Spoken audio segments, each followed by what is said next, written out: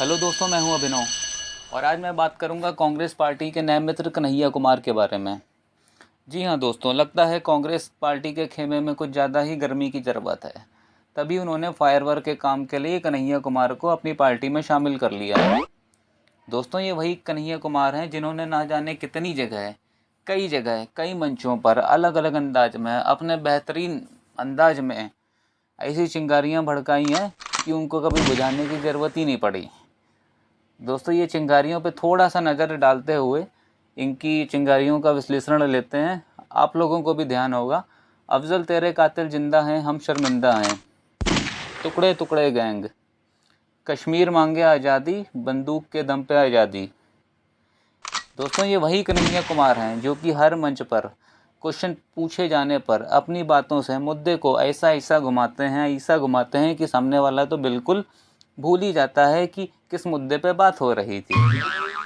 जैसे आप इनसे कभी भी वैसे तो हिंदू होने का बहुत बढ़िया दावा करते हैं, लेकिन आप कभी भी इनसे कहिए कि आप जय श्री राम बोल दीजिए। वैसे तो मैं खुद बोलता हूँ जय श्री राम, मैं खुद हनुमान जी का बहुत बड़ा भक्त हूँ, लेकिन कन्हैया कुमार जी के मुंह से कभी नहीं निकलेगा जय श्री राम। आप इस टॉपिक पे उनसे बात करेंगे तो वो हमेशा इस टॉपिक को ऐसा घुमाएंगे, फिर ना जाने कहाँ कहाँ की बातें, फिर अपने आप को सीताराम जी से जोड़ेंगे, फिर बातें घूमते घूमते शिव जी तक पहुँचेंगे, फिर वो शिव जी के मंदिर तक जाएंगे, फिर उनसे रिलेटेड बातें, उनसे रिलेटेड दास्ताएँ, बहुत कुछ बताएंगे आपको, लेकिन एट द एंड जय श्री राम नहीं बोलेंगे। ये कन्हैया कुमार की स्ट्रेटजी होती है। और भी मुद्दे आप ले लीजिए, जैसे जामिया इस्लामिया के मुद्दे हो गए, जेएनयू छात्रों के मुद्दे हो गए, सीएनआरसी के मुद्दे हो गए। इन मुद्दों पे तो ना जाने वो आपको डायरेक्टली भारत से पाकिस्तान का ऐसा दौरा कराएंगे जो कभी आप खुद नहीं सोचे होंगे कि ऐसा भी दौरा था। भारत से पाकिस्तान तक का बहुत बढ़िया दौरा कराएंगे और फिर धीरे धीरे ये बात को घुमाते घुमाते भारत के नागरिकों को गुमराह करने वाली बातें, भाषण, ऐसी बातें करेंगे। और भारत के अगर यही इतने बड़े नागरिक हैं तो ये खुद कभी क्यों नहीं बताते हैं कि ये भारत माता की जय क्यों नहीं बोलना चाहते हैं। वैसे तो कन्हैया जी, आप स्टूडेंट के लिए अपने आप को रोल मॉडल घोषित कर ही दिया है आपने। जैसे आपके आंदोलन को फॉलो करते करते सरजील खान जैसे ना जाने कितने लड़के की अब यही सोच है कि बस उन्होंने ये जिद ठान ली है कि अब सभी नागरिकों को एक आंदोलन चलाना है, देश के खिलाफ वाला, देश के खिलाफ एक आंदोलन चलाएंगे और नेता बन जाते हैं। वाह कन्हैया जी, इस बात में तो आपको वाकई में सैल्यूट करना होगा। आप तो वाकई में स्टूडेंट के आइडल बन गए देश। लेकिन कन्हैया जी, आपको एक बात बताते हैं, देश का हर छात्र, देश में कम से कम 900 से ज़्यादा रजिस्टर्ड यूनिवर्सिटीज़ हैं, लेकिन देश का हर छात्र जेएनयू में नहीं पढ़ता है, ना ही पढ़ा होगा, ना ही जाने कितनी छोटी छोटी यूनिवर्सिटीज़ में बच्चे पढ़ते हैं, सारे स्टूडेंट्स इंडिया के। लेकिन कोई भी छात्र, भले ही वो पढ़ाई में 0% हो, उसे कुछ ना आता हो, बिल्कुल कुछ ना आता हो, आप तो फिर भी बहुत बड़ी, सबसे बड़ी यूनिवर्सिटी से पढ़ रहे हो, लेकिन वो कभी भी अपने आप को देश से ऊपर नहीं रखता है।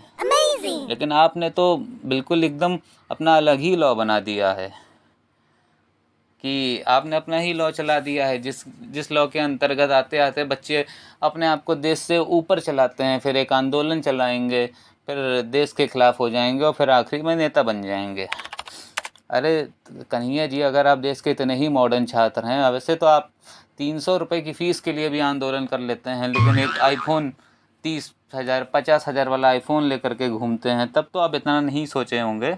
लेकिन कम से कम ये तो सिखा दीजिए बच्चों को कि जैसे खिलाफत 2.0 के नारे, हिंदू से आज़ादी के नारे ना लगाएं। आखिर देश उन्हीं का है, उन्हीं को चलाना है आगे चल के।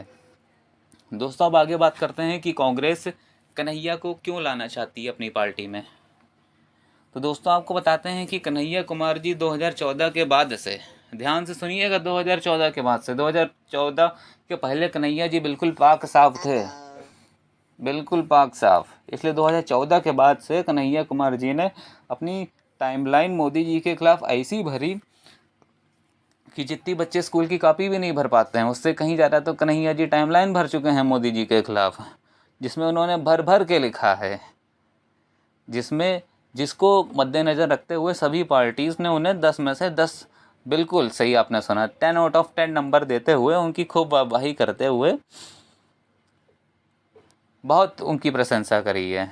और ऐसा नहीं है कि कन्हैया जी मोदी जी के खिलाफ बोल रहे हैं, मोदी जी हमारे प्राइम मिनिस्टर हैं तो या फिर मैं मोदी जी के सपोर्ट में बोल रहा हूँ, ऐसा नहीं है। ये कोई जुर्म नहीं है, उन्होंने बोल दिया, अच्छी बात है। हम ऐसे देश में रहते हैं जहाँ कोई भी अपनी बात रख सकता है। या फिर कभी ऐसा हुआ नहीं है कि लोग अपने पीएम के खिलाफ नहीं गए हैं। पहले बहुत से लोग थे जो इंदिरा गांधी जी के खिलाफ बोले, पीवी नरसिम्हा जी के खिलाफ बोले, नेहरू जी के खिलाफ बोले। और लेकिन बात यह है ना कि अगर आप किसी चीज़ के बारे में बोल रहे हो तो आपको सारे एस्पेक्ट कवर करने चाहिए। आप वन साइडेड नहीं बोल सकते हो कभी भी किसी के खिलाफ, तो आपको सारे एस्पेक्ट कवर करने चाहिए। ठीक है, वैसे तो आपने मोदी जी के खिलाफ इतना बोला, ठीक है, लेकिन आप दूसरी तरफ ये भी तो देखो, एक राहुल गांधी जी तो हैं जो कि हमारे कांग्रेस की तरफ से हो सकता हो आने वाले समय में पीएम के उम्मीदवार हैं। उन्हें तो अब कोई एक ऐसा आदमी है जिसको ढंग से हिंदी की गिनती तक नहीं आती है और हिंदी के वर्ड्स भी नहीं बोल पाता है, तो आप उसके खिलाफ कभी क्यों नहीं बोलते हो? अगर आप इतने ही बड़े देश की बात करते हो और आप बोलते हो हमें हो कि मतलब हमेशा देश ऊपर है, देश ऊपर है, तो आप सब सारे एस्पेक्ट कवर करो ना कन्हैया जी। ऐसा थोड़ी होता है कि आप एक साइडेड लेकर के चलोगे, आप सारे एस्पेक्ट देखो कम से कम। अरे मैं तो कहता हूँ अब आप कांग्रेस पार्टी में शामिल हो रहे हैं तो मेरे हिसाब से तो राहुल गांधी जी से बड़े उम्मीदवार तो आप ही हैं। अब अपने आप को मान लो, आप ही बढ़िया उम्मीदवार हैं। कम से कम आपके भाषण ऐसे तो हैं, लोग इन्फ्लुएंस होते हैं, कांग्रेस को से बहुत फ़ायदा हो जाएगा। खैर कितना फ़ायदा होगा ये तो आने वाला वक्त ही बताएगा, लेकिन हमारी नज़रों में तो आज भी राहुल गांधी से बड़े उम्मीदवार तो अब तो आप ही मुझे नज़र आ रहे हैं पीएम पद के लिए कांग्रेस पार्टी की तरफ से। चलिए देखने तो आगे समय बताएगा। बाकी अगर आपको वीडियो सही लगा हो तो आप लोग लाइक कमेंट और सब्सक्राइब करना। मिलते हैं अपने नेक्स्ट वीडियो में। Bye and take care.